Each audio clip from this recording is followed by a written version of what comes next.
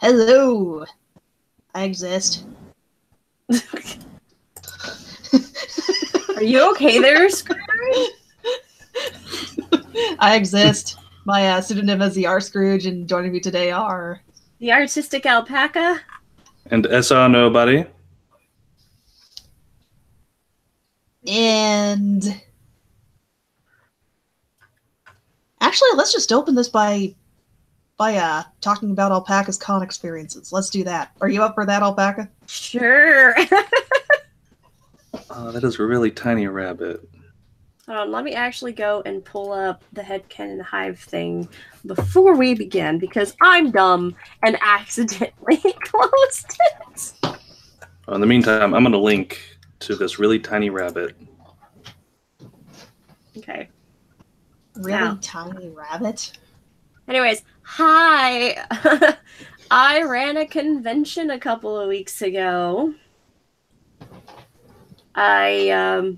It did really well. We had like quite a few people come through and like attend, and it was definitely a lot more successful than last year according to attendees, artists, guests, and others. We even had the Tennessee Tech Oracle come through and do an interview with me and the leader of Alpha Psi Phi. It was pretty cool because I managed to pull that together within like a week.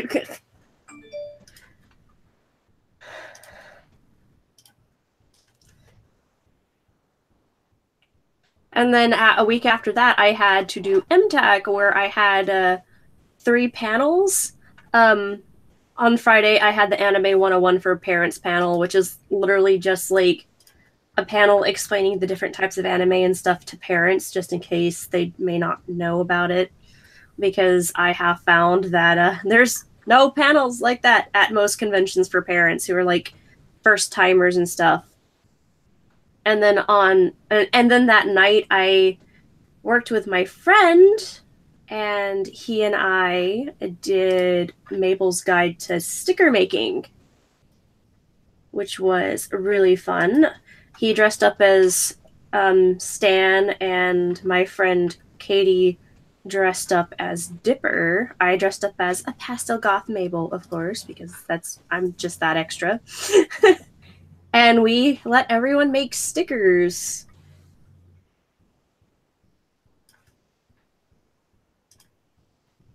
That's about. And then on Saturday, I had the Gravity Falls photo shoot where I dressed up as Ford. And then I had my fan art in the classroom panel that was so popular. We were at capacity, which is a big deal for a panel. And I was really pleased because on the MTAC app, it actually said we were one of the top 10 popular panels for Saturday. I was like, yes, I have made it.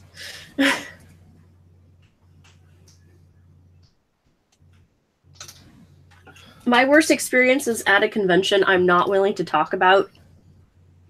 I'm just gonna state that there. Like, no. Not talking about that. Sorry, man. I have yet to go to a convention, so I got nothing. I've only gone to 2, and both have been okay. I mean, they're the same con, but still. I mean, unless you count the second year having a distinct lack of Lord Dominator fan art, for which I should buy as bad, but I know that's not exactly a bad experience. It's sad, though. I say it counts. Go on a rant. Rabble, rabble, rabble, rabble. Rabble, rabble, rabble, rabble, rabble.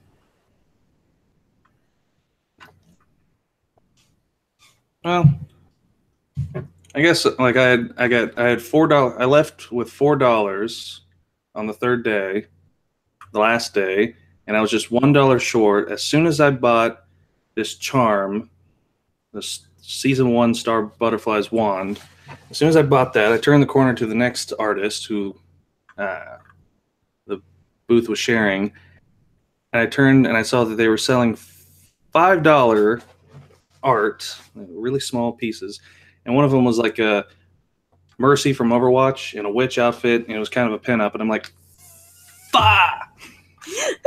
$1 short. Damn. That's dang. Oh well. I didn't really want it. It was just the fact that I was so close in which I could have had it. That tends to be what happens, though.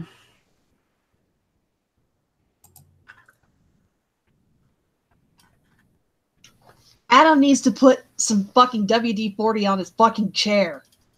Hey, don't remind me. Or just do what I did, and I got a new computer chair because the journalism was throwing out their old computer chair, so I took it. And as one can tell, it doesn't squeak. I got a hand-me-down chair from my friend, and I felt really bad because, like, a week later, his broke. Like, he gave me one of his old ones, and then his broke, and I was like, oh.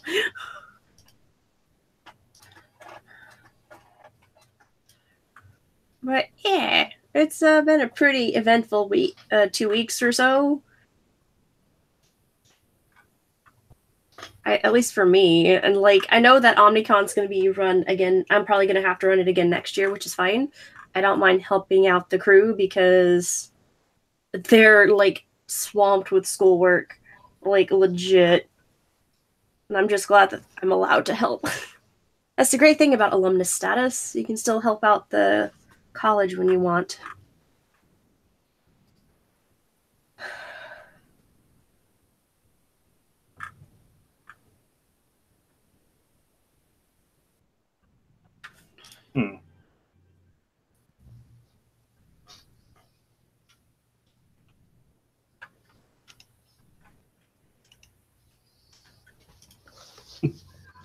And let's see, comments.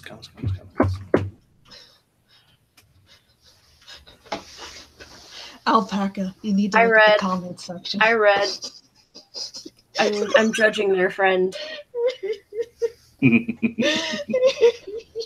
I'm not angry. That is... I'm not angry, but I am very disappointed. Just like... Your friend has a future in rip tracks with genius comedic timing like that.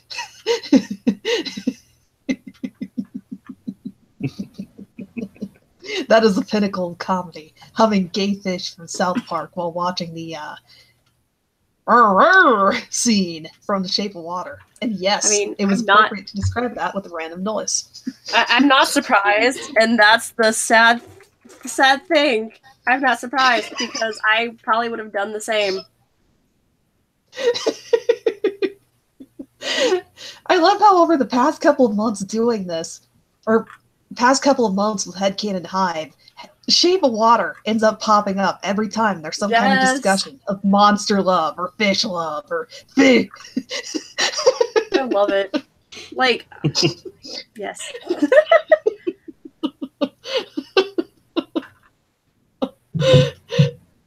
And considering that Eclipse is back with her monster love, there's going to be even more monster lover jokes.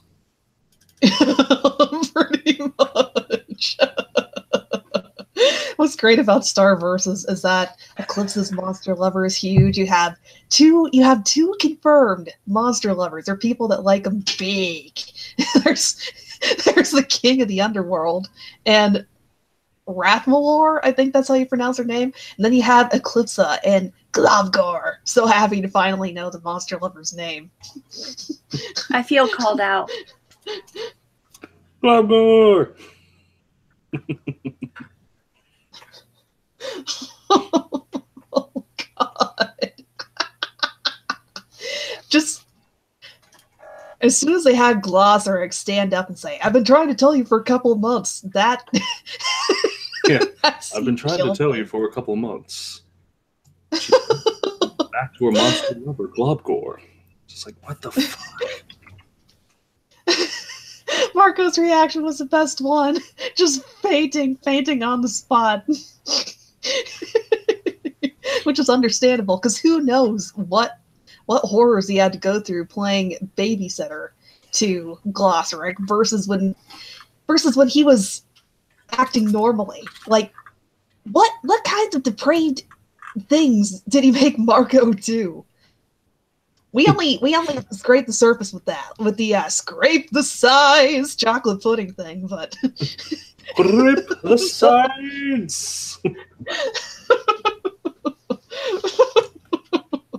Guys, I just want you to know, you know that picture of Ford I sent you earlier? That's me right now. I should put that up on screen for context. And because it's a fantastic picture, I need a link to it again. I'm just as disappointed that they have Keith David voicing Glossaric, because it would have been so much better if Keith David was voicing Globgore. There you go. Who says that Keith David won't be voicing Globgore? I mean, it's still a possibility, but I don't know. Okay, I'm going to put up Alpaca's reaction on screen now. I've also seen some people. There it is. I've seen some people request Ron Perlman. I freaking love Ron Perlman. I sat down with my friend the other day and we watched Hellboy 2. They have never related to anyone so much until that movie. You're gonna need a beer. Yep, you're in love. Damn. Have a beer. My body is a temple. Well, now it's an amusement park. Can't live without you. Yep, I'm gonna need a beer too. I need to watch this. I have never seen this, but Have you never seen Hellboy 2: The Golden Army? Oh my god, I haven't gotta seen Hellboy in general. watch them. Watch the live action movies and the animated ones, because I promise you, they're A+. They're great. I actually was able, like I took, like back in high school, I was able to, the only girlfriend I had back in high school, we watched Hellboy 2, and before that, I was like, oh, but you gotta watch the first one. And luckily, FX was playing it, and she saw it, she loved it, and then we went to see Hellboy 2. Yes. Like, I freaking love Abe. He's so relatable for me. I was like, yeah, getting my butt beat, and then the freaking troll tosses him out in the water, and that's all it wrote. That's all she wrote. Just like, damn.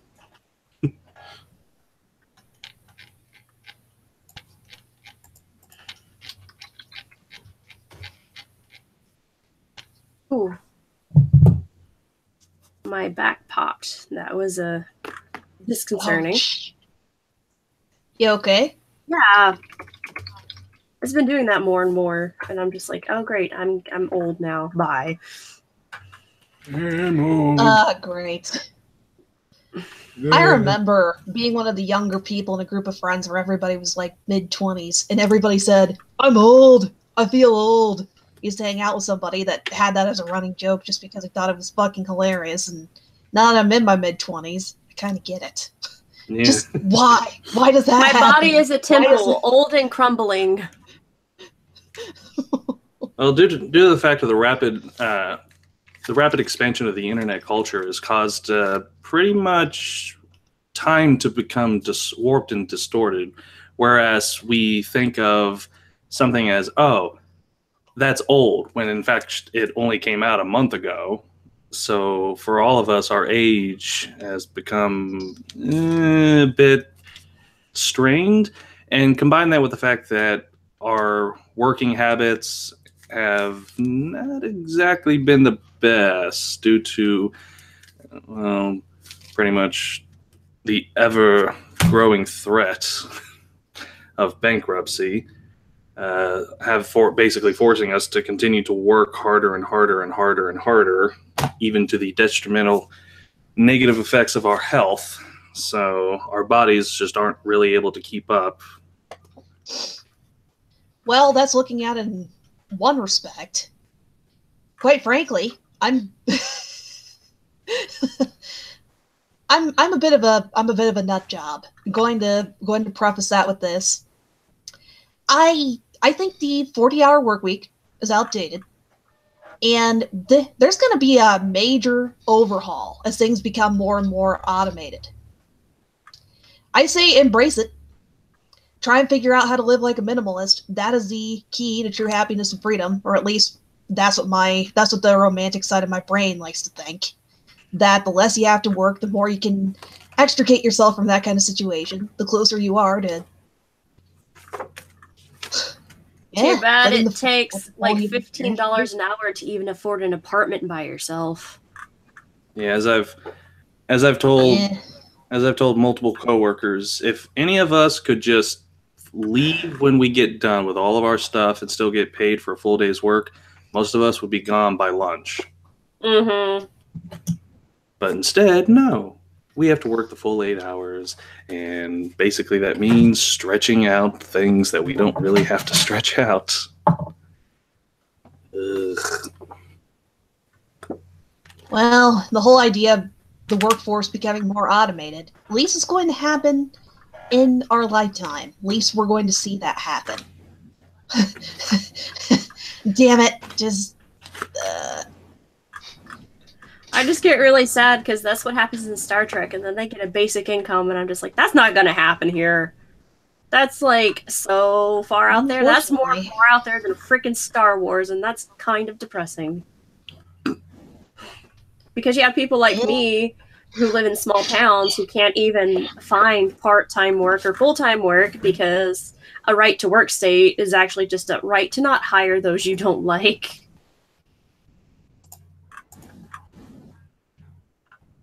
Or those you see as a liability in my case. Which I guess is probably one of the reasons why I'm like pouring my all into Omnicon, because it's at least something I know I can do.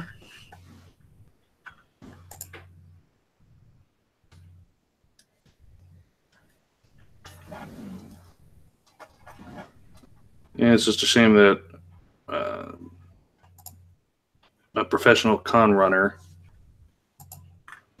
professional convention runner, because professional con runner actually kind of can be misconstrued as a negative context. But anyways, shame that professional convention runner, professional convention runner isn't an actual job currently. It's called event planning. All right. I've never had to be an event planner. I just go to these things. Like, just like, I ain't got nothing else to do because, like, I have chores. I have, like, whatever small freaking pieces of commissions I can get, and then nothing. So it's just like, oh. That reminds me, I need to reblog your commission info. Yeah. Okay, so trying to think. And I need to fix that piece of paper, piece of work.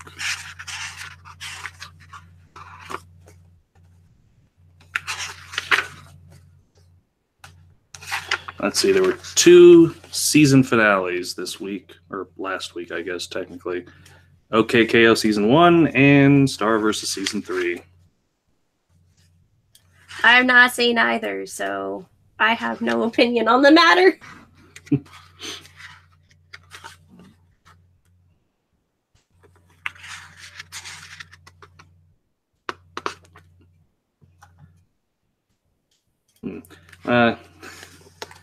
Well, both season enders ended quite, let's say, game-changey in terms of what's going to happen in the next season. Let's see. Let's see, 13 Rajit saying, Steven Universe is beginning to annoy me. Its pacing is just getting horrendous at this point. There are some good animated shows coming out, but they are on Nick, and that means they are going to disappear. Yeah, Steven Universe really honestly needs to get back on a freaking schedule. Like, that is, like, my top complaint with the show. Because... Well, Cartoon Network's going to start airing reruns soon. That doesn't fix the issue, though. Ha! Yeah, they're going to start running reruns. However, the people who looked at the schedule are like, oh, 6 a.m.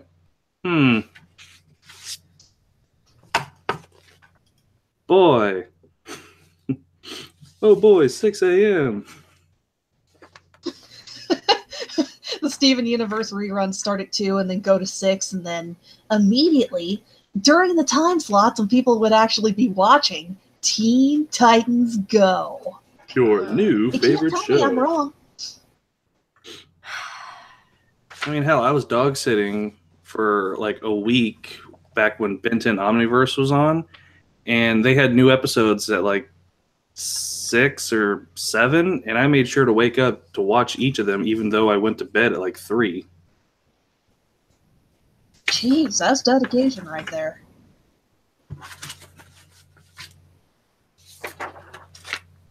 Oh yeah, I never posted that one. In regards to Steven Universe, I've actually voiced similar complaints about the story pacing and such for it. The scheduling, Cartoon Network scheduling, and how sparse the episodes are is a pretty valid argument or a big factor to consider if you're in the camp of people that's been following since close to the beginning. Like, you're getting episodes piecemeal or only so much at a time. In that particular respect, you're kind of thinking, I only got to see this much substantive plot. And then... Filler. Yeah. There's no other way to describe those particular episodes. Granted, I think Steven Universe does a fantastic job with character-focused episodes a lot of the time. That's one of its biggest strengths, in my opinion. But the way things have been strung out in the scheduling and such, it's really damaging what interesting points are the bigger plot points and plot substantial points that come up when and if they do. Yep. Like, what they could do is dedicate at least an hour block during, like, either before or after prime time, because we all know they're going to set prime time for Teen Titans Go. And basically just go through the entirety of the show, and once it gets caught up, just loop it on back. That way people can catch up, even though they're going to just watch it on the app or online anyways. But for people who don't have that accessibility, they could watch it through that. And it would almost kind of, it wouldn't necessarily solve problem. Like, one of the things I liked about the Star Versus thing is that they did a weekly format. They didn't just unload it all within a week. They gave us week by week, and it made a lot of people freak out when things were starting to happen. But it gave people time to process everything and to come up with theories and analyze each scene and go like, oh, well, this is going to happen and stuff. But with Steven Universe, Cartoon Network tends to be like, oh, check out this Steven Bomb. Every episode that we have so far available, we're just going to unload it within a single day. No. Pretty much. That's about right, though, and that's kind of sad. Say the scheduling really does play a big part, though. That said, Steven Universe does have some storytelling and pacing issues. They're just exacerbated by the issues with the scheduling. I saw a recent theory with Steven Universe where Steven keeps getting hurt in his right eye. Like, he got hit in his right eye in Coach Steven. He got punched by Jasper, or headbutted by Jasper in his right eye in Jailbreak, or whatever the hell those episodes were. And then in one of the latest episodes, the kitten that Garnet adopted, she named it Steven, and it was missing its right eye. Yeah. So some people are like, oh, come on. Cartoon Network's not gonna do something that dark, to which I'm like, well, they did allow Finn to lose his arm for a while. And that kept getting hinted at. Oh, man. Actually, maybe onto something there. Steven Universe is one of the few shows that I could say, yeah, they're probably going to go ahead and do that.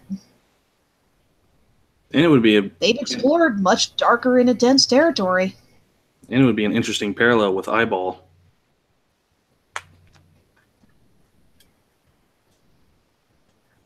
True. This is Lotso. Nobody's going to mention how much of a sweetheart Tom has turned into? Well, I wasn't going to, but now that you've mentioned it...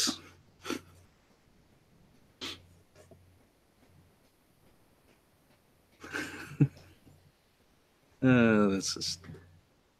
I'm so glad. Can't argue with you on that. Tom was one of the...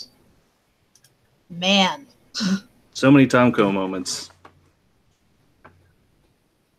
I'm just thinking what kind of romantic drama and stuff Tom has been put through, and man, it just stings that much more when he's finally starting to come around. He's finally starting to get to the point where he's trying to clean up his act, trying to turn himself around, getting somewhere significant with character development. He's still got a ways to go, but jeez. Like his internal monologue each time he sees Star and Marco close is probably just internal screaming. Mood though, because Tom knows he's working on borrowed time, which is one of those things where I'm like, yeah, that's gonna be probably an even sadder breakup than the Jackie Lynn. That's saying a lot.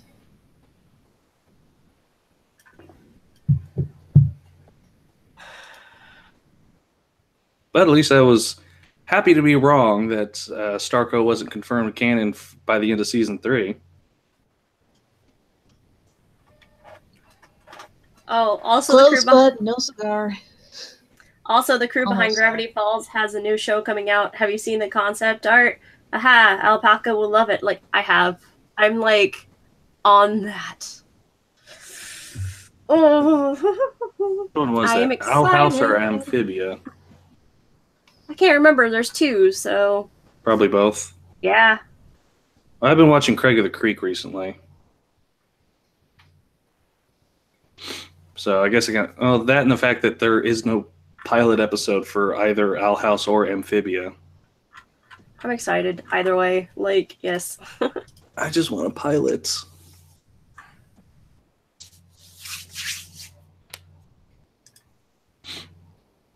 Which Craig of the Creek has been actually pretty good so far. I still need to check that out. Well, like the recent episode, what was the title? I can't remember what the title is, but basically it involves witches. And what it is that Craig and his friends come back to their stump the next day and find their table has been pretty much destroyed, graffitied, and there's candles all over the place. And then they stake out the place during that night, and they find out that these 2 girls who are in pretty much gothic-like outfits come and hang out there.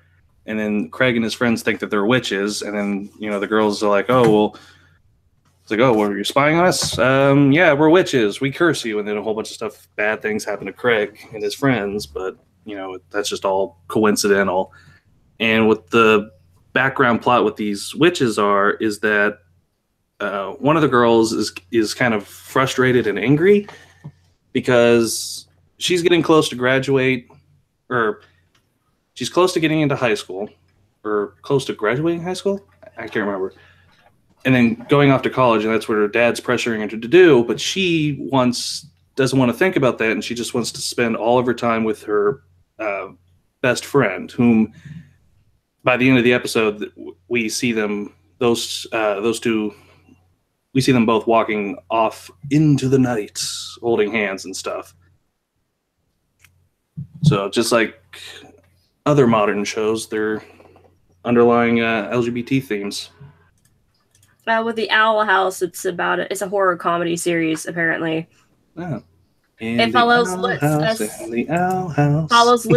a self-assured teenage human girl who accidentally stumbles upon a portal to the demon realm.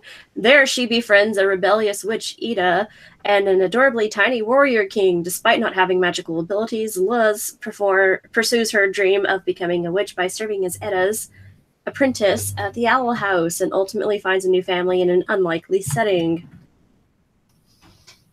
I'm hyped. I am prepared. When's the series coming out? I don't know. I would like to have a pilot, so that way I can be hype as well. It's gonna come out in 2019. I don't want to wait. Wait for Comic-Con. There might be like something.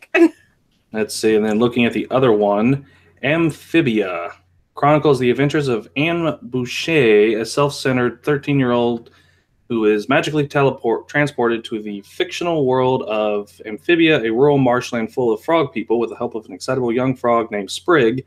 Anne will transform into a hero and discover the first true friendship of her life. I feel like it's a kid's version of Alien 9. That's gonna get dark real quick. Oh.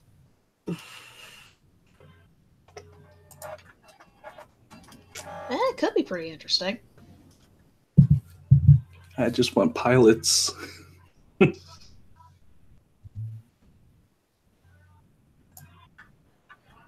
Maybe pilots are the new thing Disney puts in the vault. Because remember how long it took before we saw the pilot for Gravity Falls. But then again, that's Gravity Falls. Freaking love the pilot.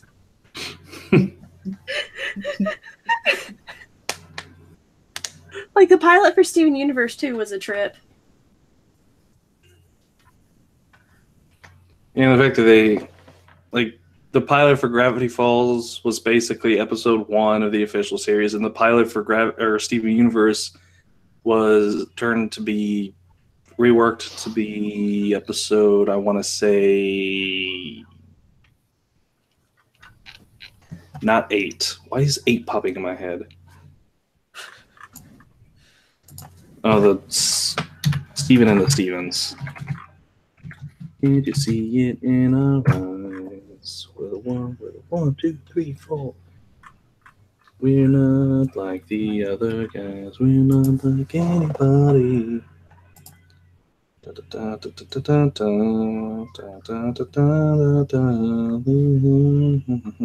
Episode 22, that's what I was thinking of. Okay. Why was 8 popping in my head? Serious Steven. Okay. Because 8 is the perfect number. It's perfectly symmetrical in every way. It is the holy, untouchable number. Figure 8.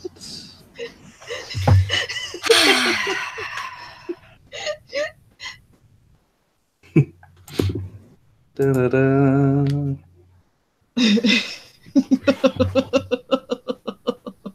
Hey, have you seen the Star versus trading card things for the Book of Spells? I didn't even know that was a thing.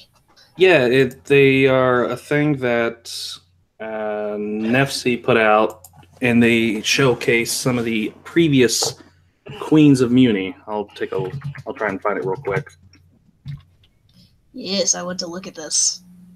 And someone compiled them and looked at their power level, and Eclipsa is the most powerful, followed shortly by Moon, Comet, someone else, and then I think Star's like number 6. Okay, that's NSFW.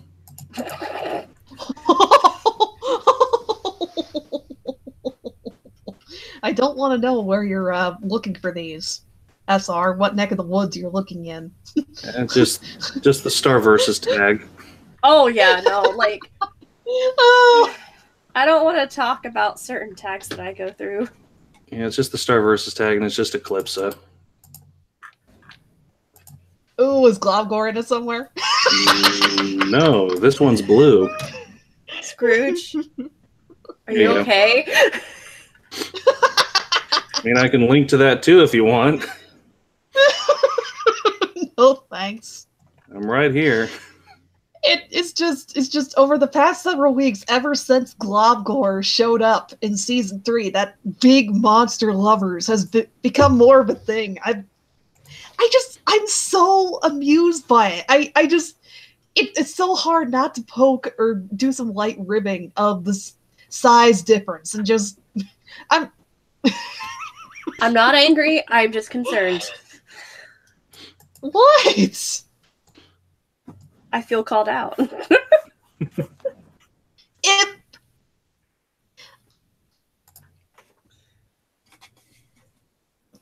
though it's light ribbing, I still really like the concept of the size difference and how unique the designs for Rathmalor and Globgore are. I like it because it's a really interesting concept to play with too.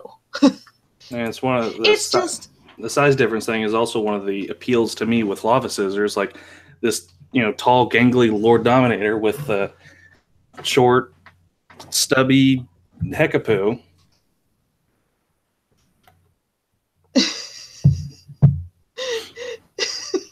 Granted, Eclipse and Globgore aren't exactly that same level, but still. They're much.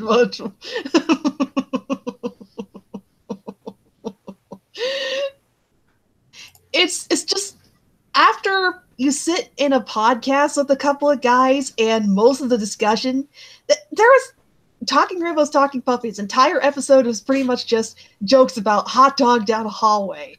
It's hard to get back. I'm such a horrible person. I'm such a horrible person. just spending so much time trying to figure out the logistics of how the sex part of that would work. It's so ridiculous because there's so much more to it than that, obviously, but just oh man, the more I talk, the more I stick my freaking foot in my mouth.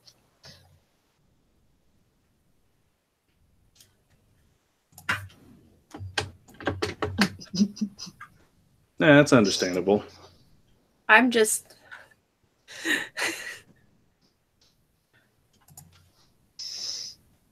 Oh, let's see. I'm so sorry, Alpaca. I'm not mad.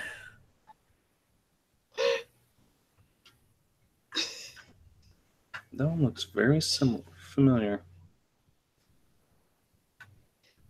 Okay, going to come back to that topic about trading cards at the power levels of the queens and such. I'd say that Star is number 6 right now. I'd be curious to see where she ranks several years down the road, like after she's gone through all the training and stuff like that. And because she's going to be up there next to Eclipsa. They drew a parallel for a reason. Yeah, and then we got to see just a small bit of Eclipse's power.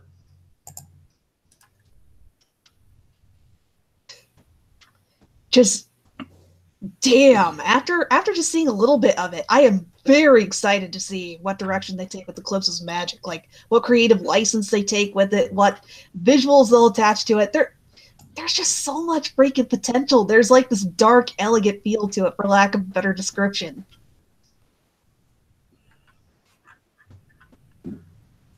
Yeah. I know she's gonna turn out to be the bad guy, but I know, and everyone's gonna be like, "No, but you were supposed to be good, and you're supposed to be a red herring." Meanwhile, I'll just be like, "Ha! I told all you people, don't trust her." But no, nobody listens to old man SR. I'm just so bummed because I love this character. I don't want her to go away. I want her to just have this happy story with their monster lover, and well, screw it. I'll still like her even if she's a bad guy. That's probably just going to encourage me to draw even more stuff with her in it, honestly.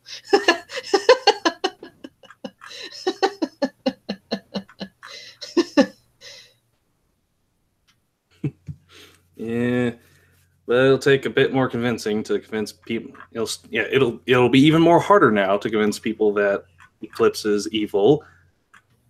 But people are like, oh, but she ran off and she didn't want to rule Muni. I'm like, okay, but a lot can change in 300 years, and we know that she was cautious during those 300 years, considering the fact that she's been studying that vending machine quite thoroughly. Yeah. So not only do we have to worry about someone who has been isolated for 300 years, like not only do we have to worry about an ancient Muni queen with the wand and is an incredible, powerful magic user that has been isolated for 300 years with nothing but her thoughts. But now we have to worry about a giant soul-sucking monster who has also been isolated for 300 years with nothing but his thoughts. Yeah. We don't know anything about Globgor. We don't know much. And we probably won't find out at all. Because the writers because the writers just have to write shipping drama instead of lore. Yeah, I'm calling it right now. First episode of season 4 is probably going to be, Tom, we must break up, and then Star and Marco are going to spend a few more episodes staring awkwardly at each other, though to be honest, after the Tom-Star breakup, I would prefer that Starco is put on the back burner for a little while, because that's awkward, and yeah. And rebound relationships don't tend to work 100% of the time. Poor Tom was already subjected to that to a certain degree. I will argue that. For people that are in love with Starco, you'll want to... I'm just going to say this right now. Let's hope that they pace things out a bit longer. Just put that on the back burner for now, let it simmer for a while, and then bring it back into the forefront. Quite frankly, I know it's canon. I know it's confirmed canon. That's fine. I'm just hoping that they don't just throw it up and put it out there. Because, I mean, with how much weight this has behind it, yeah. I mean, it's part of the reason why I went ahead and set my Starkey AU years into the future, past all of this teenage bull. Yeah, not going to discuss the shipping drama, because I'd rather talk more about... I'm just glad that the final episode focused on the interesting stuff, like Giant Meteora, how they're trying to stop her. Playing more with the concept of when Star and Moon went to that ridiculous magic well dimension. They had temporary amnesia, sort of playing more with that idea, and just summoning up even more questions about that aspect of things. They focused on the interesting stuff. There was enough Starco there to placate everybody, and there was the stuff that I was looking for. So I'm a happy camper with the season finale. And now Moon is missing.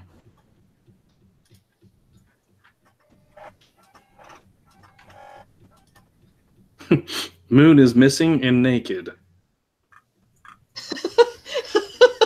I love how Star referred to her as the hairy lady. That was fantastic. I hope that becomes a running joke. Like somehow Star remembers that, and when Moon takes back her place as queen and gets back to being all reserved and stuffy and stuff, it's an in-joke where Star teases her saying, "Hey, hairy lady," for a little while. I saw someone loop Star's little song. So it's like, where's the hairy lady? I don't know. I don't know. So just looped that. I'm like, okay. There's the hairy lady. There was something kind of sweet about Moon and Star just kind of hanging out in the magic well dimension. That's something we haven't really gotten to see on screen. I'm hoping that happens again when Moon's back to her normal self and stuff, and we get to see more of that kind of wild adventure side of her. I think there's some grounding to that that's some facet of her personality. It just doesn't come out as often because she has to be so reserved and well kept as a queen. I can't word today. Oh yeah, and the fact that Moon was able to sever her ties with Eclipsa. Oh yeah. Like, she was able to wash off that dark magic off her arm.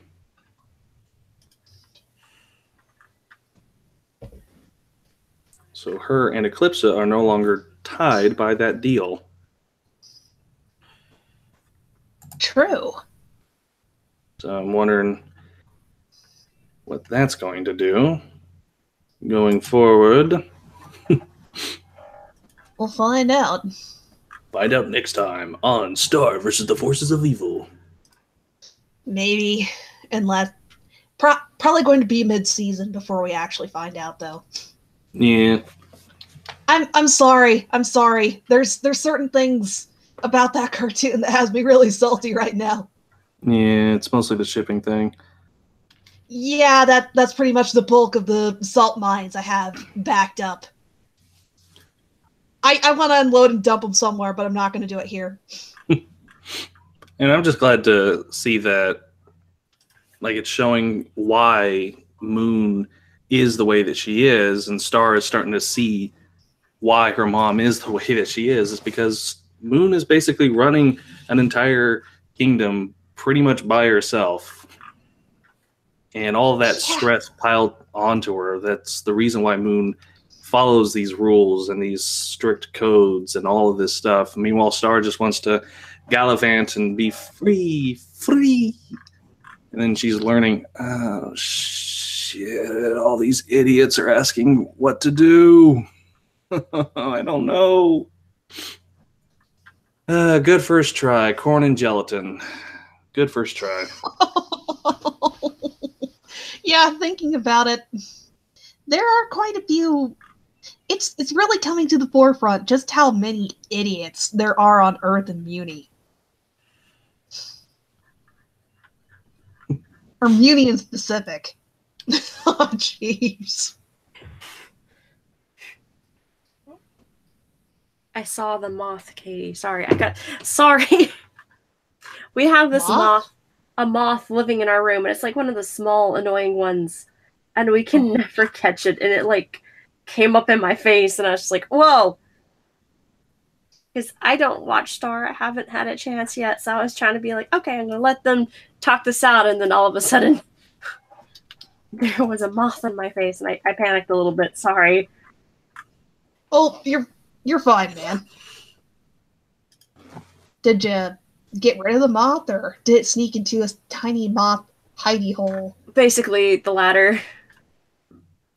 It's like, I'll bet it has posters of you up all over with black X's through them, and it considers itself your greatest arch nemesis. I mean, to be fair, that's okay.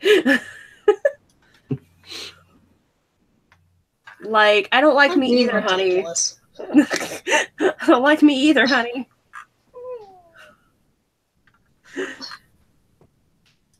I get on my own nerves. I mean... No, you're supposed to say, I'm awesome, and squash the moth for being so cartoonishly evil. And mean. But I get on my own nerves, so I understand. Ew! Oh, cool. I'm sorry, like... A friend sent me fabric stuff.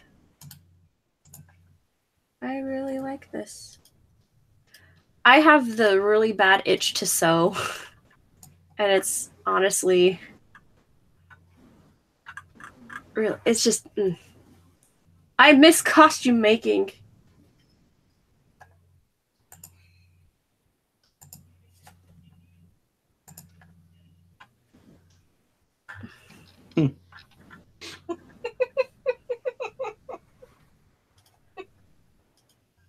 We need to start up an Indiegogo campaign or something for Alpaca to get back into making costumes.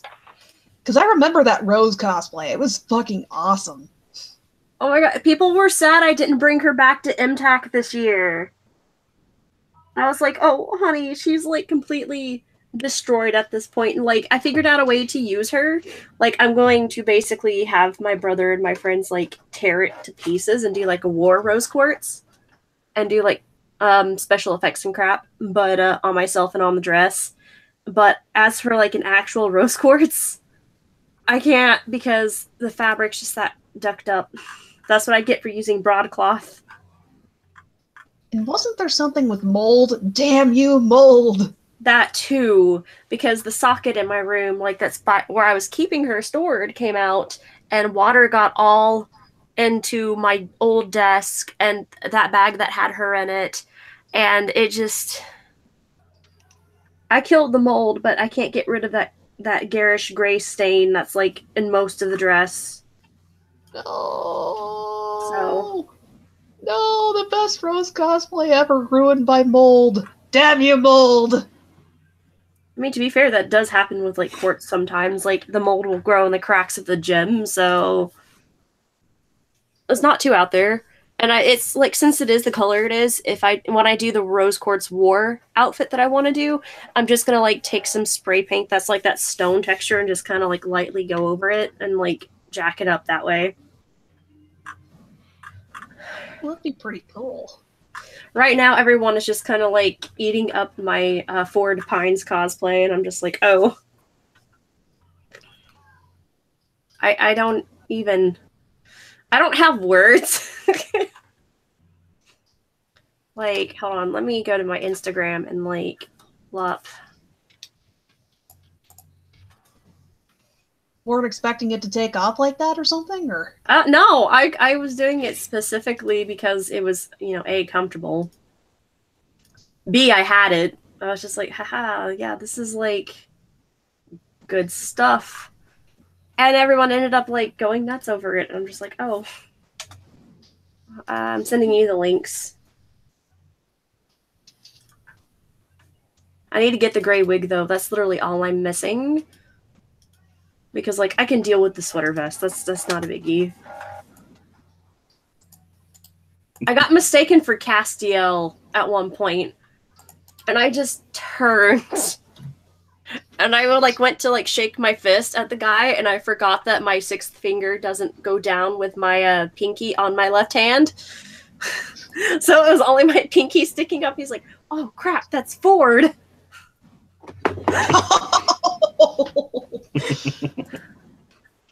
And then at one point there was a Terrence and Phillip cosplayer too, and I saw some of those too. And I was walking back to the hotel room because I was on the first floor, and I was carrying my Bill Dakimakura that I have, my body pillow, because I brought it to the shoot to basically meme and throw it at people. And I was walking down the hallway with it in my arm on my messenger bag on the other side, and the Terrence and Phillip were basically in the hallway. It's like, oh, look, it's Ford Pines. Intelligent man. Poor choice in boyfriends, though. I had to stop and laugh. Oh my god. Timing. Like it was great. Everyone really enjoyed it. And then my friend had a mini Bill Cipher Dakimakura. He let me pin to my jacket afterwards because that seemed to be the only way to stop being mistaken for Cass. I was like, Castiel doesn't have brown hair. It's black. Why are you like this?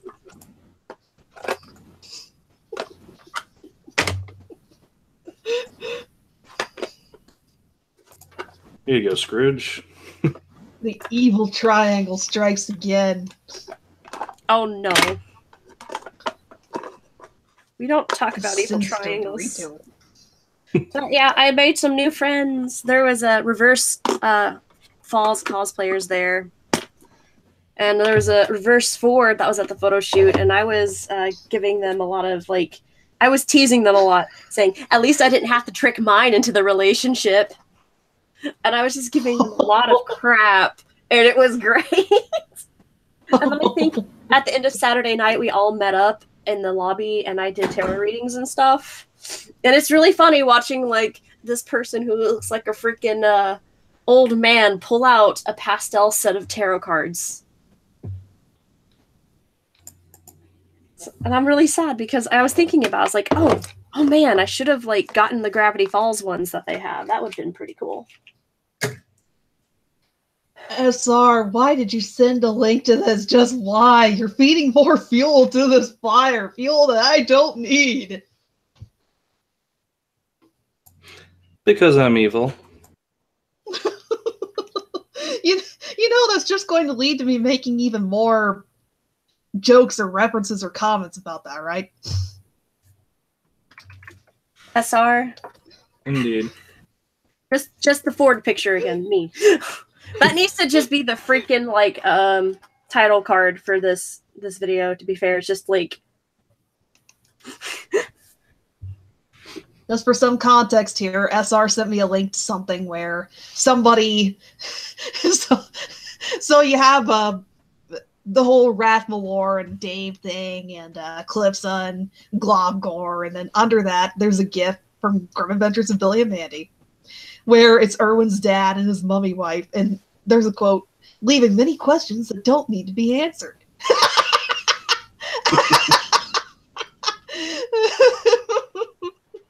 Oh my god. Or as I've told some people, best to leave those answers for the Rule 34 artists. Yeah. Being one of those artists. Even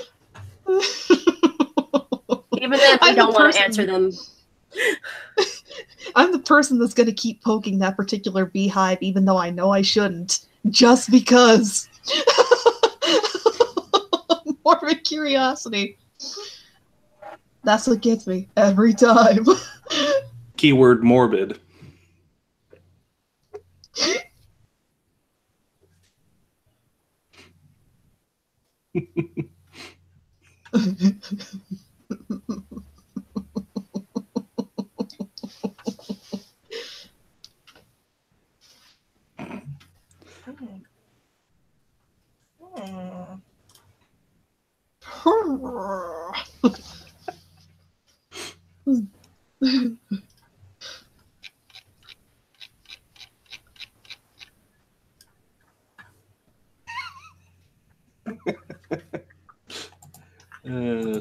Popcorn and shitty microwaves.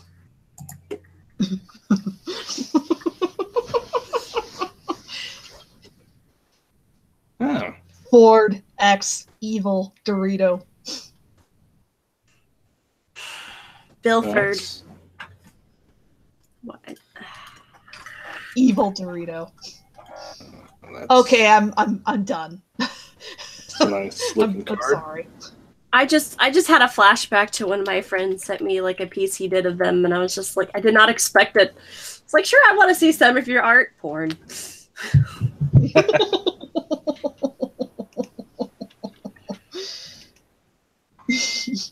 It's. I'm actually gonna like go into Messenger.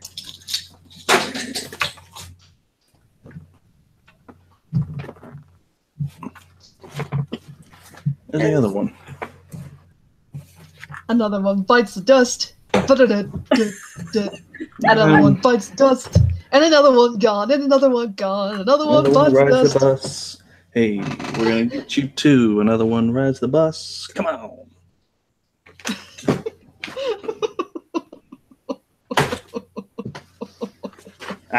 I'm about to make both of y'all suffer. Here it is. Who? You. See if you can keep it together viewing that. Oh no! Oh no! I'm gonna regret looking at this, aren't I? Oh, I've seen that one. I wonder if I clicked on the right link. It's the bottom. There she goes. You sent me a link to this before. It's still fucking fantastic, though. And no, I am not sharing a link in the chat for this. You guys can just sit there and let your imaginations run wild and imagine even worse than what I just saw. 13 Rajit. So, any ships you have either risen or fall. I'm assuming that means, are there any new ships or ships that have fallen out of favor? I don't know what I like a ship. I like a ship.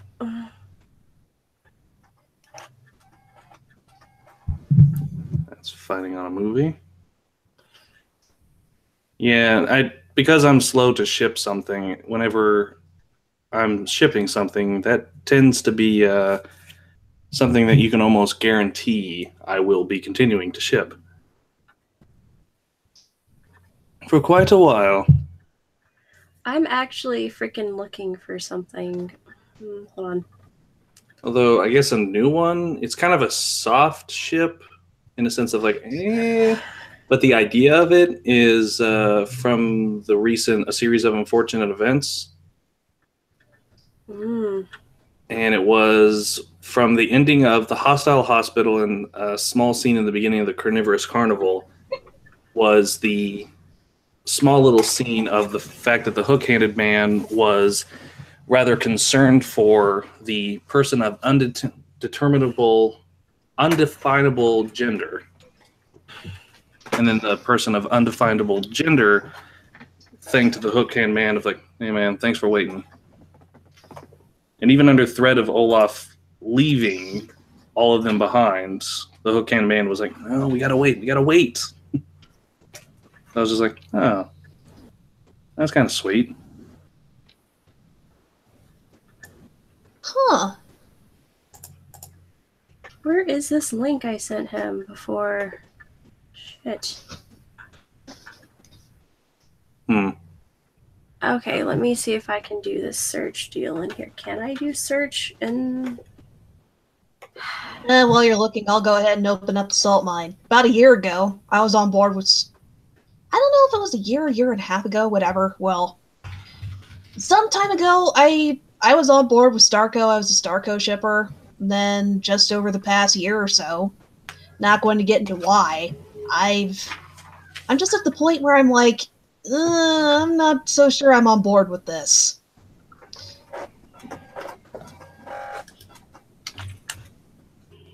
And it doesn't help with the cheating kiss. Here it is. Here's the thing I wanted to show you guys because, like, this is interesting stuff. Oh, yeah, that one. Yay. Sorry. Oh, hell yes, let's talk about this. I am definitely linking this in the chat. Sometimes I go too far in Tumblr. I do not regret it, though. This post is, like, old. It's like 5 years old.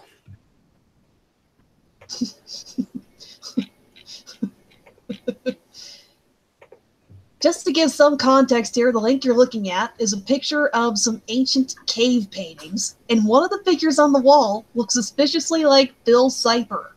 One of Alpaca's friends confirmed that yes, this is a legitimate thing. They saw the Bill-looking shape on the wall at this physical location. Is that about right? Mm-hmm. I think they referenced that in show. Yeah, because he goes into the cave and there it is on the wall, and I'm just like, I was going through Tumblr one day and I had it just through the general search. I didn't have it through the tag. I was just like, okay. Back when I was doing the drawing I did for my friend's birthday, and I saw that, I was like, oh, okay, this is cool. I'll read about this later and look it up later. And I hit like, and then like a few weeks ago, I was going through my likes again, and it came up. I was like, oh shit, I forgot about this. And then I asked my friend who actually lives in Oregon about it, and they were just like, yeah. And it's really funny because it's not a very popular thing that is brought up. Like, usually only the locals know about it. And I'm just over here screaming. I'm like, Alex. It's great. That is fucking awesome. That's part of the best thing about coming up with stories is doing all the research and stuff and all the little small details. Like I took a French cave painting of a strange looking deer dubbed the Sorcerer and put that in my in one of my stories, but more of a benevolent force.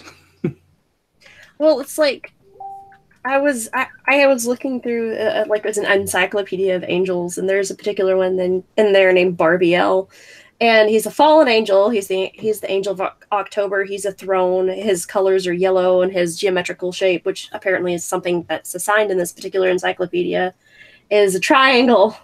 And I was like, oh, cool. Why did he fall? And basically, some of the same shit Bill did, because he thought it was kind of shitty that the Earth was inhabited by like these cool mythical beings, and then God decided, oh yeah, humans are going to be here too. And he's just like, God fucking damn it.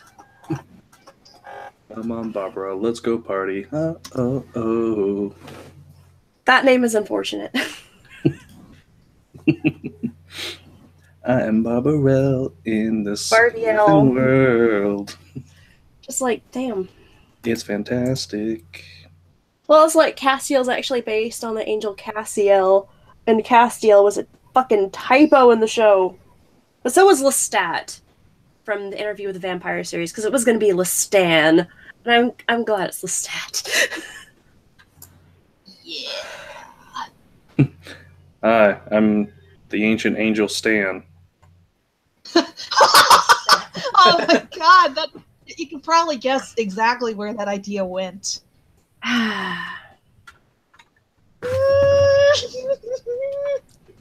Hey, where Stanford and Bill are both on the same court of angels or whatever, and they hate each other. I mean...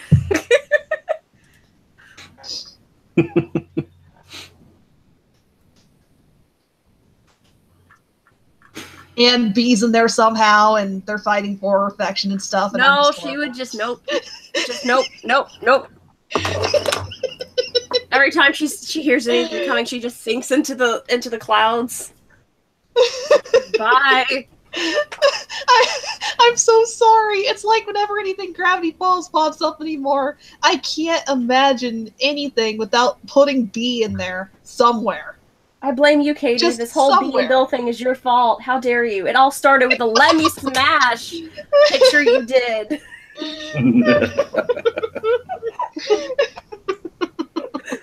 This is the bullshit you have to put up with if I'm in your circle of friends, or you give me some kind of tidbit or nugget about I shit from hell character with XYZ. That's like one of my biggest pet peeves on my YouTube channel is like I spent 36 hours repixeling Undertale footage and making that game footage and putting that shit together, and it has like what 300 views, and then my ripoff of Heather's is like 13K, and there are people who actually want that AU to be a thing, and I'm just like, I'm one of those people. I know you are, and I love you. Though to be fair, it's beyond just the Bee and Bill stuff. You're working with a really interesting concept and idea, and if the Bee Bill thing got dropped, I'd still be on board with seeing where it went. It goes poorly. That's all I can do without giving spoilers. It goes poorly. Like, the rule set is like so fucking, what's the word? Tight, I guess? Like, it's frustrating. Because it's just like, oh yeah, you've got to follow this, this, and this, and like, I've created a monster with this particular AU pretty much, because I'm trying to make it where people can like look at it and want to use it and be able to like not have to have Bee in there, and they can have themselves instead and have it be like just a general self-insert thing. No, but it's not the same without Bee. Yeah, I was like, but apparently that's just not how it's gonna work for me. Nope. Sorry, man. Bee is a non-negotiable part and integral element of this setup. Like, hey, what's up? Got a familiar? No, our fucking principal just like keeps killing her. But you're like the vice principal. She can't do that. That's what you think. Oh, sweet, sweet, innocent summer child that is Dipper Pines. You have no idea. You're 25. Why do you sound like you're 50? You're 18. Why do you sound like you're 10? She's just so much salt.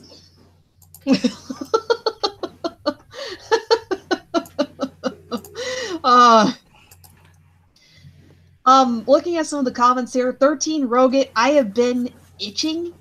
I'm just gonna go ahead and say it. The romantic drama and stuff in Star has been itching at me. And I have been so tempted to make a video about that. I'm just gonna go ahead and admit it. That may be what pulls me out of my hidey hole. Do it. That's what's doing it. Do it. Do it. I'm just trying to think of a way to make that video and not have it be a gigantic salt mine. Have it actually be something interesting. Oh, actually, I could totally get my brother to talk to you about this, but he's wanting to do a series. Basically, it's like, this was a good idea, but you fucked it up. Like, he doesn't have a title, but so far that's what we've been calling it. You've had a good idea, but you dumb fucked it up. And it talks about like how the story now you fucked up. How the plot line sounds really good on paper or when just described in a basic format, but then when you put it into use, you decide to trail off a little bit and screw it up majorly. Like the fact that the Twilight vampires sparkle. He found out that the idea behind that is that they were supposed to represent stone from the area that the vampire turned them is from. So like in Italy, alabaster is a really big thing, and when it's in the sun, it's semi-translucent and it sparkles. And then she gave up on that idea like in book 2, and it's never mentioned again, which is why a lot of people give them shit for it. And he's like, basically, how do you take cool concepts like this and fuck them up? Here's how to not fuck them up. Could the concept for this be expanded to, here's a slightly interesting idea, here's how you can push it to be even better? Oh, yeah. Like, the concept is shoddy by itself, but if you fix or alter certain things about it, like, I'm just going to go ahead and roll out another project I've been thinking about doing. My boyfriend is a big fan of the old series, Reboot. They recently came out with a reboot of this on Netflix. And I decided I'm going to watch through this, and then the newer series, play some compare and contrast, and sort of pick at, I wonder if this idea could have been salvaged. I wonder if they could have done something interesting with this. Yeah. I mean, you could. I don't see any reason why you couldn't, because, like, that's something that, like, my roommate and I, actually I should say, just in general, my roommate, she and I, we were watching Full Metal Alchemist, Brotherhood. We were in the episode where they were stuck in Sloth's stomach, and they had no food. At least so we thought. But Ed said he had leather goods on him, and leather goods can be eaten in a time of crisis. Now, his belt has been mentioned to be leather in the series, and his shoes are leather. Now tell me, you know you're going to make your way out of this mess eventually. What do you eat first in this situation? Do you eat the boot? Or do you eat the belt? It also depends on the type of clothing that you have, because if I remember right, in Full Metal Alchemist, they got those long-ass cloaks. They could always tear off long strips of fabric and use that as a replacement for the belt and eat the belt first. Yep. Mm-hmm. And everyone so far that I've talked to has said, the belt. And I'm just like, thank you, but no, they eat the fucking shoe. They cook and eat the fucking shoe that's on his metal foot, and to me that's even dumber because the entire floor is about like 3 inches of blood. That in metal's not gonna go well. So I'm just over here like... You said stomach, so I thought it was stomach. I thought there'd be stomach. Oh, no. It's blood. Like, it's... Yeah. And I'm just over here like... Yeah, but then again, the last... I guess the gluttony section of Dante's Inferno, the game, was in my head. I feel really bad because, like, through the Brotherhood series, the way they portray gluttonies, like, he doesn't really want to bother anyone. He only, like, literally, he only bothers anyone if someone hurts, like, one of his brothers, I guess you would call, or if he's told to by one of his siblings. Otherwise, he's pretty friendly. I'd give him my sandwich. I mean... Like, him and Greed get a lot more crap in the fandom than they deserve, in my opinion, but... We're trying to watch through that. I think we're almost, like, halfway through it, though, aren't we? For Brotherhood? Yeah, we're a little under half, because I've seen the entirety of 03, and I've never been able to sit down and watch Brotherhood in its entirety. So, because I know that 03 was more or less based on her rough draft of the series versus the completed novels and manga of it, so. Huh. Yeah. Because, like, 03 is completely different from Brotherhood, like, by leaps and bounds. Like, there are some things in 03's version that I like a lot better, but there are some things in Brotherhood that are just done better, too, so. I couldn't say. I've only seen Brotherhood. I've seen neither. Damn, man. Now this is something I'm going to get up on my soapbox and say, you need to watch this. Everybody should watch this because it is one of the best written pieces of media out there. One of the best pieces of media in the entirety of everything in the universe. It's good. Like, a lot of the openings, at least, like, some of the English versions I've heard of them would be, like, totally something I'd use for the Gravity Falls Coven AU, especially Golden Time Lover. Because, yeah, it's, like, fucking kick-ass. Again is another really good one, too, I would use. Because a lot of the thematics that would be in the Coven AU are actually in Brotherhood. It's just that it's a more magical aspect versus, like, scientific. Oh, wait a minute. Huh. And I got enough through pop culture osmosis that I understand what's okay. There's a few more episodes that I get a good gist of it. Here, hold on. I'm gonna link you guys for you to listen later to, like, the one song that I would definitely like to use, make an animatic for. Where is it? Robustus, Giganten, Dark Glaciator, Sapatis, Godzilla. Come on, where is it? I literally listened to it just this morning. It should be... Oh, there it is. Okay.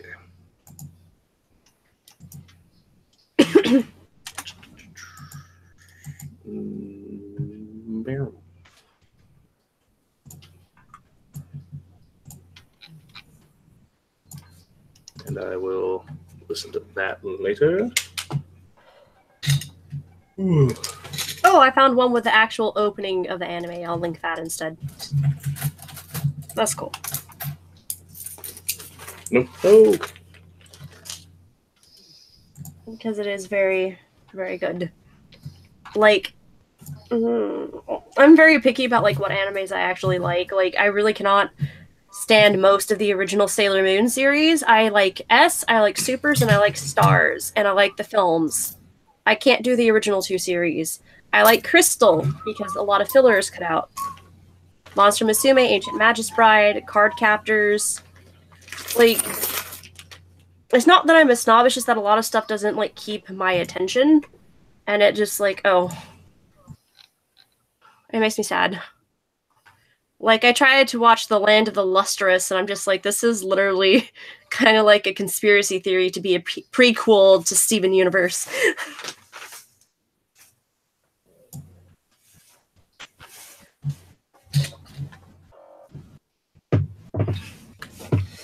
That's familiar.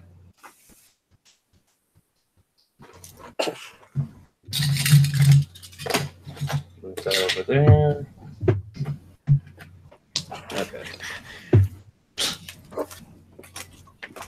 And, yeah.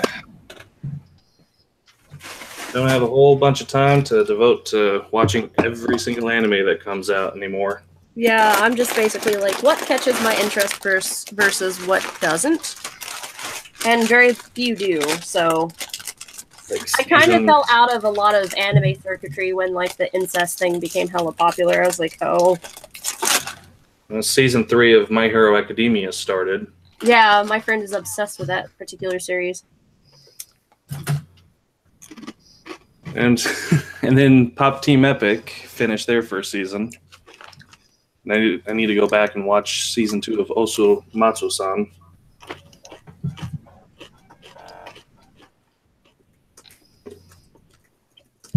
I need to, like, actually sit down and watch the entirety of the Oh My Goddess series, because I've only seen the movie, and the original OVA.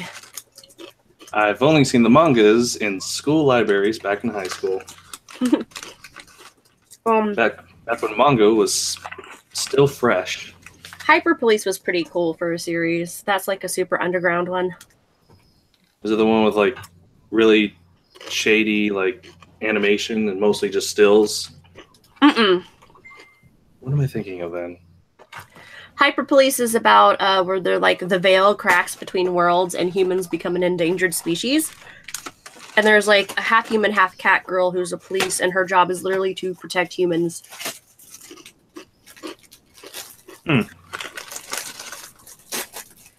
Princess Tutu's heckin' good. Seen that, love it. Mm-hmm. Mythical Detective Loki Ragnarok is fun. That's a whole bunch of words that I recognize and at the same time don't. They're words that should not be together, apparently. Much like Super Robot Monkey Team Hyperforce Go. Yeah. It's like, wow, that was a word garble. There's an OVA for Clover that's really good. It's by Clamp. I think the only thing by Clamp I didn't really appreciate was Code Geass, I think is what it's called. It just wasn't my thing, I guess. Because I felt like I was just watching an edgy version of Gundam Seed without the Gundams. What, Code Geass? Mm-hmm. I've never watched it, but I watched the abridged series Code Bent. I love the abridged series of it. It's like not this time, anime Batman. Quiet down there, I'm trying to be epic. To be fair, doesn't he like go crazy halfway through like the first season? So technically he'd be Owlman and not Batman. Probably. The fact I know that's sad. Like, I think the part where Code Mint in so far has been is episode. Where are you, Purple Eyes? That would be episode 16, which, yeah, he's dealt with that one guy that's after the green-haired chick.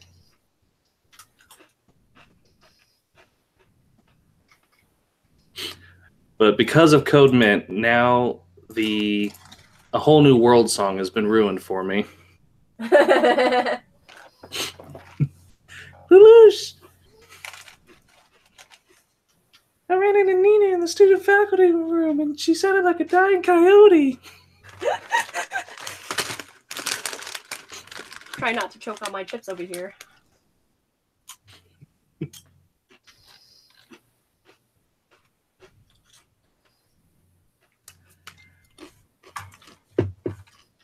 And Code Mint is also a good example of popular media changing the world. Because now, because of a joke in Code Mint, if you literally type into Google secret underground Japanese resistance army, it literally pops up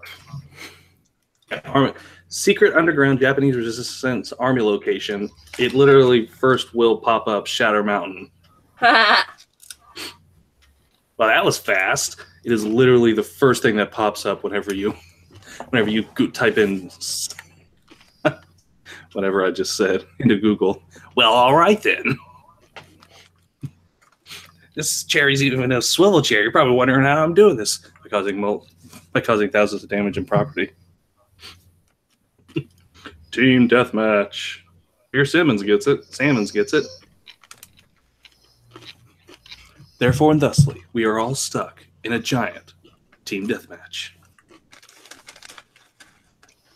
Let's see. Blue Zebra has arrived. What did you miss? What did I miss? A little bit of Globgore. Monster Love. some Starverse stuff, more Getting Monster called Love, Getting called out. some con stories, more Monster Love,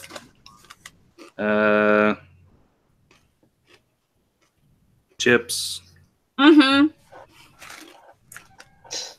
I just spent the past 5 minutes looking down a rabbit hole on DeviantArt, and I'm gonna have nightmares tonight. Are you okay? You can never look things up on DeviantArt. That's rule number 1. Yeah, really. You click, it's what's hot or popular, and that's it. You don't go deeper than that. I don't know what I was doing. I don't even remember what I was looking at, but then I just started going down the rabbit hole looking at, oh, this is gross. This is even worse. This is worse.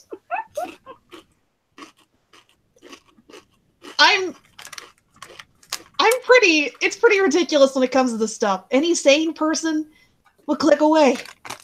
But I'm one of those kinds of people that when something attracts my morbid curiosity, I just keep going further and further.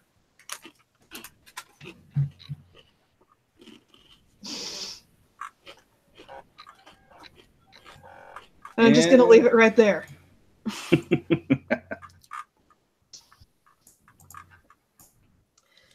That's why I've been quiet for the past 5 minutes. I've been freaking myself out. Oh, no. Because I'm dumb. Oh, by the way, Scrooge, since I kind of drug you and Brain Teaser into the AU, there's a headcanon that, like, I'm saying headcanon because Scrooge is your character. And it's a headcanon that she works like her jobs and goes to these magic lessons.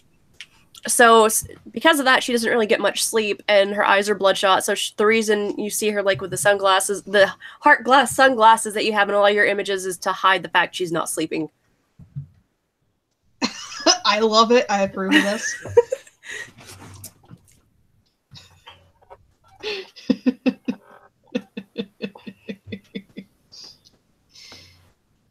Working several different jobs is pretty accurate to what I do in real life. I have like 3 or 4 different jobs at a given time. That's been the case for the past year or so, and I don't see it changing anytime soon.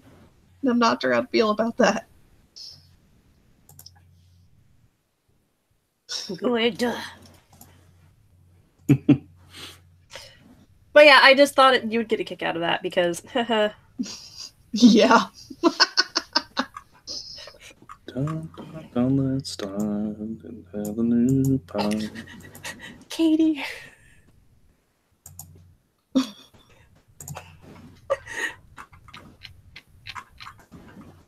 Just like, yep, walks into class with sunglasses and just like sits down.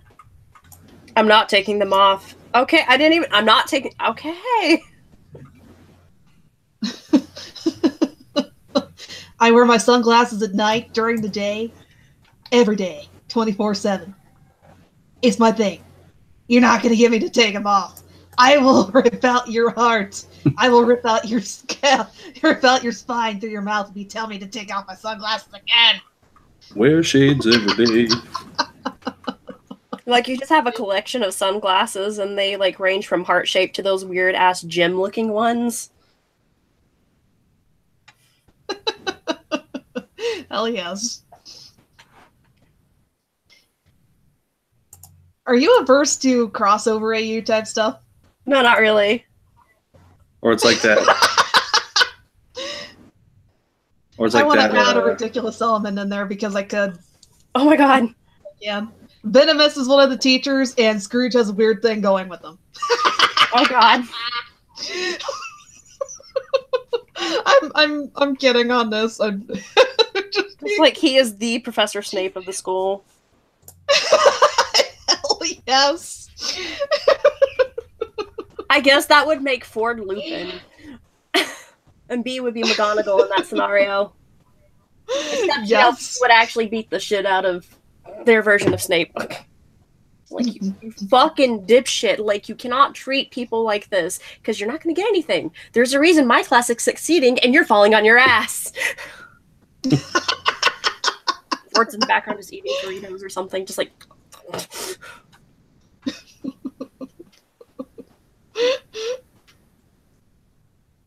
No, after having to do what I did last month for the conventions and stuff, like I've had it with people who are incompetent. And when I say incompetent, I'm talking about people who have been told what to do and who know what to do and just aren't doing it. And now you know how Gordon Ramsay feels. I always knew how he felt. It's just like I finally just got to a point where it's just like, you know what, fuck it. Okay, here's the name. Actually, that sounds like just about any workplace you could get into. I'm a guckin' and I say fuck it.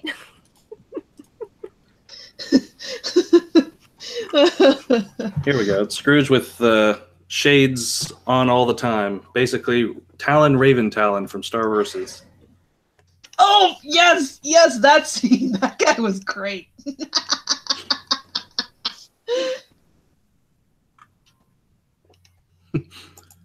I even like the fact that they acknowledge that Hekapoo is kind of superficial. Like, and Talon Raven Talon, whom I think Hekapoo has a crush on, but probably only for his body. Yeah, he's just like, yeah. So glad that I was able to guess that correctly for Lava Scissors. Yeah.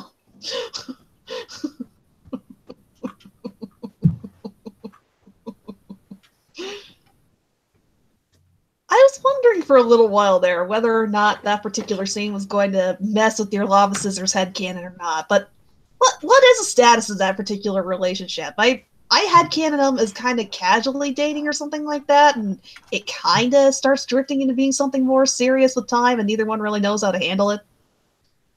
Well, I always see Hekapoo as an immortal who more than likely knows that a relationship with a mortal creature is not necessarily a smart plan because mortals tend to die, and they tend to die faster within her dimension. And so she'll most likely have them be flings, have it last for a while, and then just let it peter off, but still keep mementos. Pretty much, I haven't written it, but I always thought of, like, if confronted, Hekapoo would be like, well, I'm an immortal, and so basically I feel like I would be stealing any chance you have to a life to grow old with someone.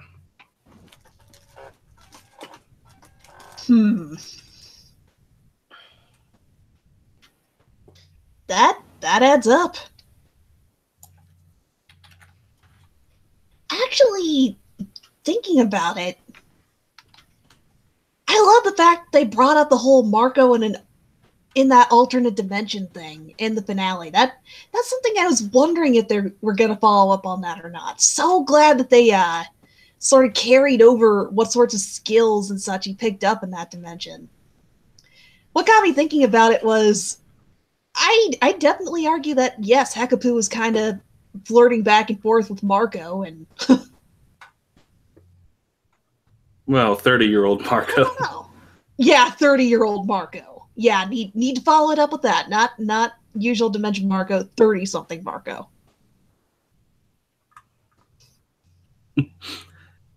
And also the fact that the writers have been slowly kind of, like, at first when Running with Scissors came out, and then they were like, and people were like, oh, does that mean that Marco is, like, he's got all his memories for the last 16 years, and so how's he going to do and all that? And then the writers were like, well, no. After he came back to Earth, things started, like, his memory started fading as though they were but a dream.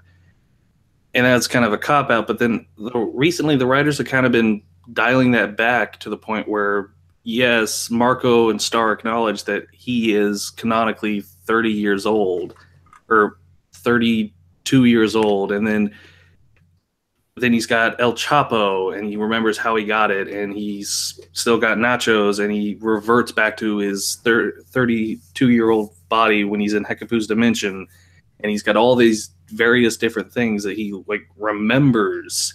So the writers probably, like, are slowly pulling back on their, oh, it was but a dream and he forgot all of it. Very happy that they're doing that, like, because Yeah, because that would have made running with So scissors kind of pointless. That, and there's so much potential in Marco being able to wield a bunch of different weapons and bringing in battle strategies and stuff. I can't express how happy I was to see that get integrated. Like that whole scene where he was fighting with Star and then him spearheading that particular attack on Meteora. More stuff like this in later seasons, please. It definitely helps build onto or add on to the whole he's Star's personal knight thing or that particular plot point.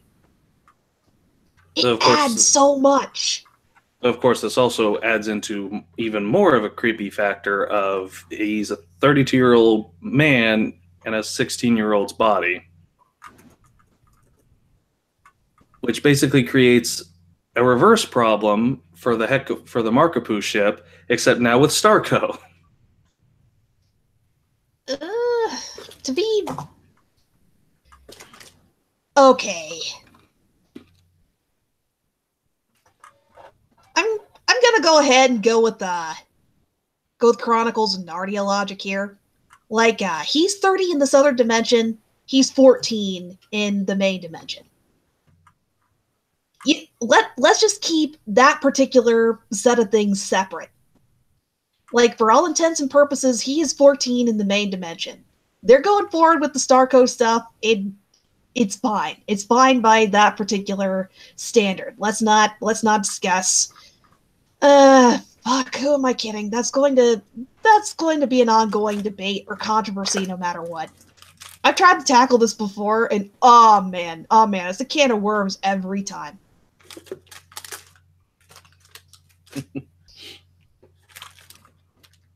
I'm just operating by Chronicles and Narnia logic.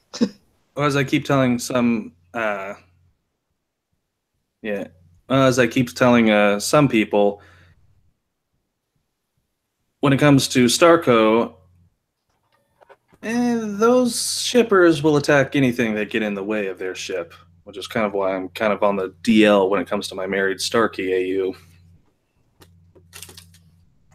Like, I'm not trying to promote it too much. I'm not trying to make a big splash because I just know that once the Starco shippers smell the blood in the water, they'll. Who am I kidding? I just mentioned I don't really ship Starco, and that's as far as it goes. I don't open up the can of worms. I don't go any further than that most of the time. Going further than I normally do here, because I know you guys won't either roll your eyes at me or get really heated debate or whatever. My philosophy of shipping is as long as it doesn't hurt anybody, or as long as it's not wrong, or as long as you're not physically hurting someone or even emotionally hurting someone, then ship whatever. And if you're gonna argue with me on my ship, then just go away.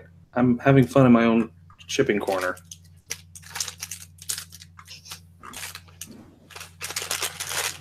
Just go away. Can't you see we're having a fun time over here in this Lava Scissors and Starkey and Red Enid corner? I don't need any of that Starco drama. That's exactly why I'm in the corner.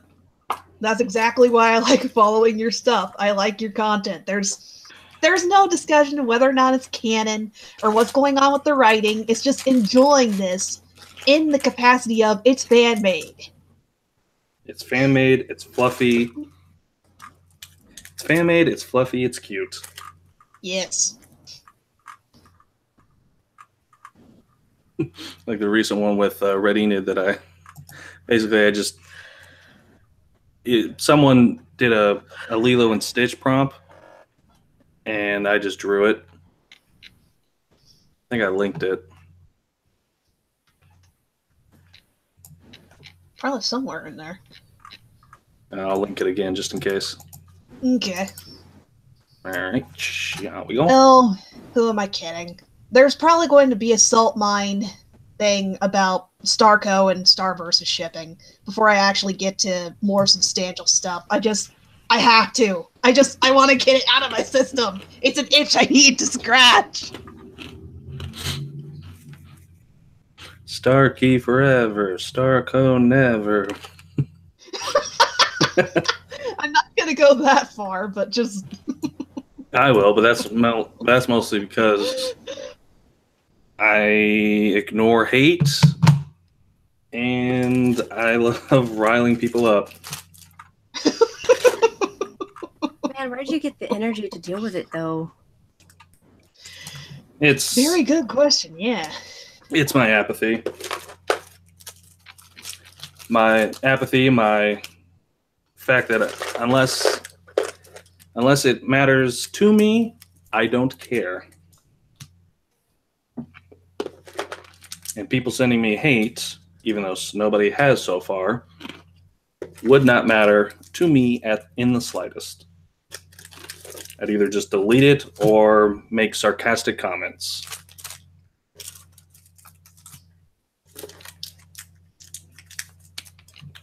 Decent way to go about it.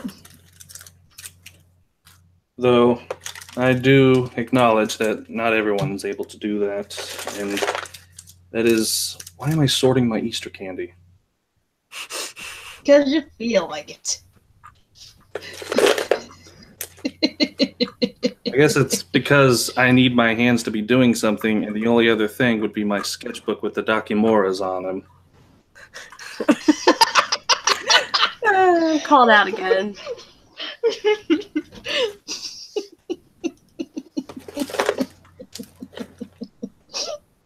I'll be honest, SR. I want that Lord Dominator one. If I had the money, I'd be throwing it at you. I have a back version of it now. Oh. Yes.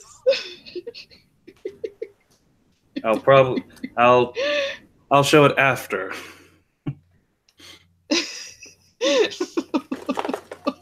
Oh my. So many Twix bars.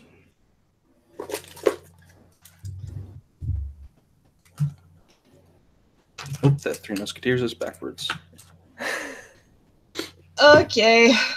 You guys ready to wrap this up or want to keep discussing I'm whatever? ready to wrap up, my dude. You just want to see the Dakimura Alrighty. faster. Not even my favorites. Like, goddamn. I want to go stuff Okay, good night, everybody. Good night. Aloha.